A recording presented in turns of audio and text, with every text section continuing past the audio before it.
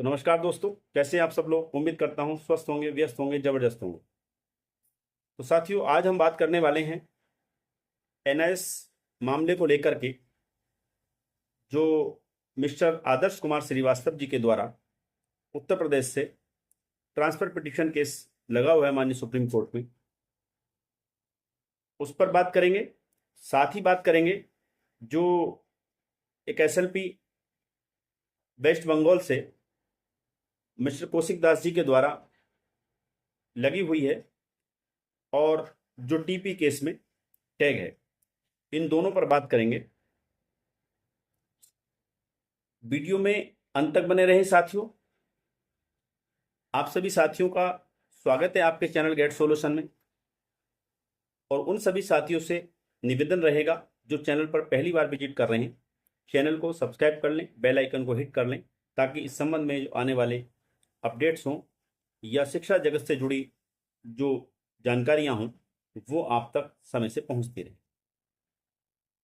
तो साथियों, शुरू करते हैं। जैसा कि आप सभी भली भांति जानते हैं कि माननीय सुप्रीम कोर्ट में उत्तराखंड से जयवीर जी के द्वारा उत्तराखंड हाई कोर्ट के जो डिसीजन एनआईएस डीएलएड के फेवर में था, उसको चैलेंज करते हुए माननीय सुप्रीम कोर्ट में ये मामला गया था। और 28 नवंबर 2023 को माननीय सुप्रीम कोर्ट में गवाई सर की बेंच ने इस मामले में निर्णय देते हुए एनआईएस डीएलएड को 18 महीने का कोर्स बताते हुए और इसको जो है फ्रेश रिक्रूटमेंट में शामिल ना करने के लिए, यानी उससे बाहर कर दिया था, यानी नई नियुक्तियों में उसको इनवैलिड कर दिया था कि आप नई भर्तियों में एनआईएस डीएलएड वाले जो है पार्टिसिपेट नहीं कर।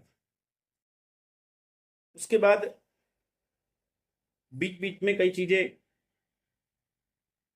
बिहार से एक एसएलपी गई थी जो विड्रॉ करनी पड़ी थी। फिर एक एसएलपी आपकी वहां से कौशिक दास जी के द्वारा ही गई थी, वो भी विड्रॉ करनी पड़ी थी।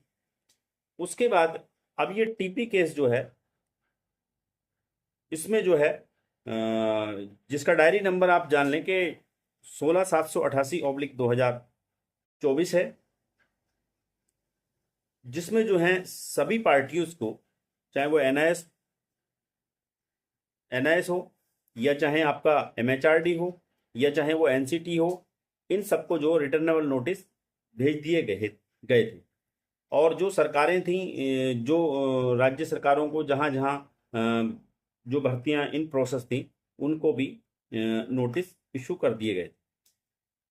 जो भी मामले हाई कोर्ट में जहाँ भी राज्य सरकारों के चल रहे, राज्य जिन जिन राज्यों में हाई कोर्ट में इस मसले को लेकर के, यानी इस विवाद एनआईएस के मामले को लेकर के केसेस चल रहे थे, उन सबको जो है वहाँ पर नोटिस इशू कर दिए गए थे, उनको एक तरह से स्टे कर दिया।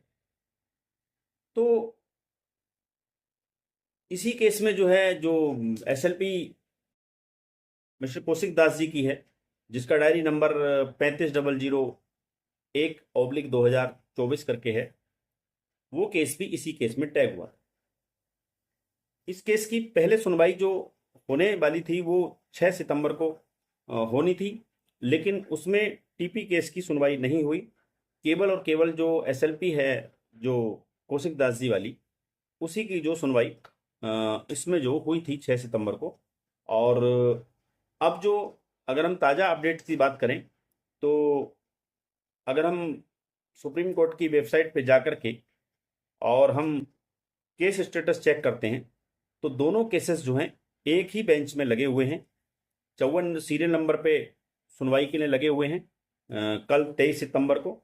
और बेंच जो है उसमें 2 जजों की बेंच है, जिसमें mister honourable justice Abhay S Oka ji and दूसरे जो ऑनरेबल जस्टिस हैं पंकज मित्तल जी हैं, जिनकी बेंच में ये सुनवाई लगी हुई है।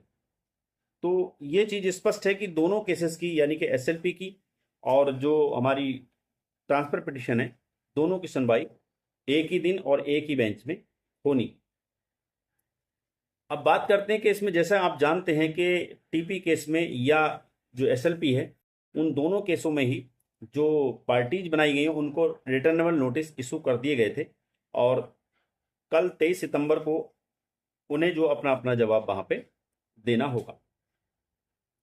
इसमें आप तो शायद जानकारी होगी कि एनआईएस जो है उसने अपना वकालतनामा लगा दिया है, एनसीटी ने अपना वकालतनामा लगा दिया है, एमएचआरडी ने अभी वकालतनामा लगाया नहीं लगाया इस बारे में मैं अभी श्योर नहीं हूँ, मेरे पास जानकारी नहीं है।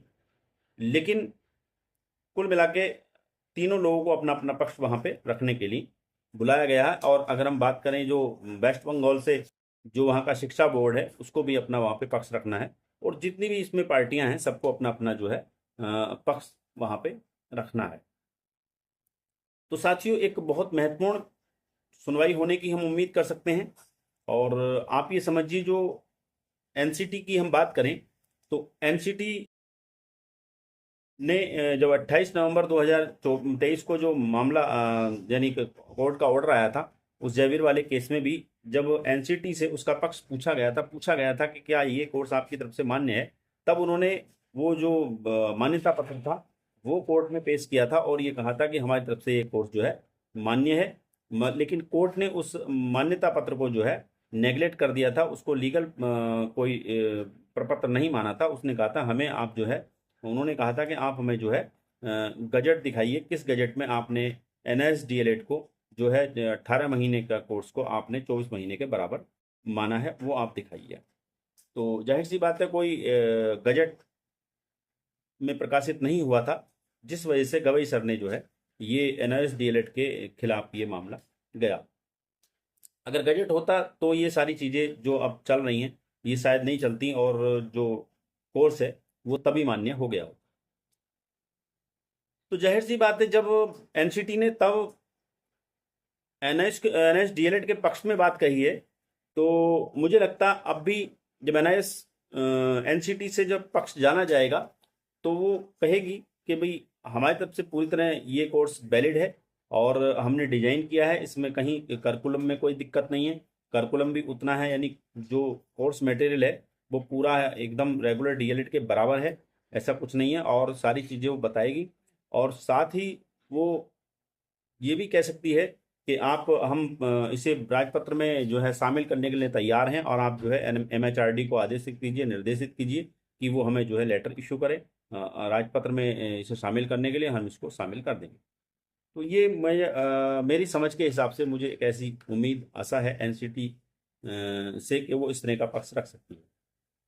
अब बात करते हैं एनआईएस की। तो एनआईएस तो ऑलरेडी पहले से ही वो कई बार बेबाक तरीके से कह चुका है कि हम एनआईएस डीएलएड जो अभ्यर्थी हैं उनके पक्ष में हैं, हमने ये जो कोर्स कराया है ये एनआईएस का कोर्स जो है पूरी तरह से वैलिड है और ये जो है पूरे देश में वैलिड है।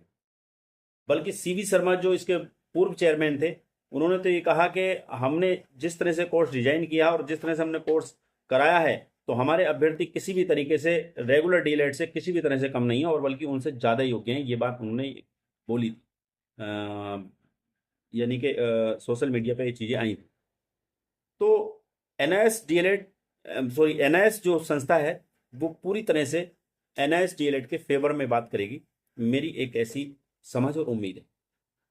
अब बात करते हैं एमएचआरडी की। तो एमएचआरडी ने ये कोर्स डिजाइन कराया है और ये कोर्स उसी की संस्तुति पे, आप ये भी जानते हैं कि राज्यसभा और लोकसभा दोनों सदनों में पास होने के बाद ये कोर्स जो डिजाइन हुआ और पूरे देश में कराया गया और ये सरकार के द्वारा कराया गया, बल्कि अभ्यर्थियों ने ऐसा नहीं किसी दाएं बाएं किसी कॉलेज से अपनी मर्जी से कर लिया हो, सरकार ने कोर्स डिजाइन कराया कर, सरकार ने ये कोर्स कराया है, सरकार ने बाध्य किया कि ये एक मौका है आप करिए, नहीं तो आप जो है सर्विस में बने नहीं रहेंगे। ये सारी चीज़ें सरकार ने की, तो सरकार की तरफ से ये कोर्स हुआ है, तो सरकार का भी इसमें रोल बहुत महत्वपूर्ण हो जाता है। सरकार अगर हमारे फेवर में यानी कि एमएचआरडी अगर एनआईएस डीएलएड के पक्ष में जवाब दाखिल करती है तो ये मामला बहुत जीत की तरफ आसान हो जाएगा और हम ये उम्मीद कर सकते हैं कि ईश्वर करे ऐसा ही हो कि एमएचआरडी भी एनआईएस डीएलएड के पक्ष में अपना जो जवाब दाखिल करे। और जिस तरह से चीज़ें पॉजिटिव चल रही हैं, अगर ये इसी तरह से पॉजिटिव चीज़ें निकल के आती हैं कल की सुनवाई में, तो ये हमें जो है जो रिव्यू पिटिशन केस है उसमें भी बहुत हेल्प करने वाला है और यूँ समझिए जीत की राह बहुत आसान कर देगा। तो देखते हैं साथियों कल की सुनवाई में क्या कुछ चीज़ें निकल के आती हैं।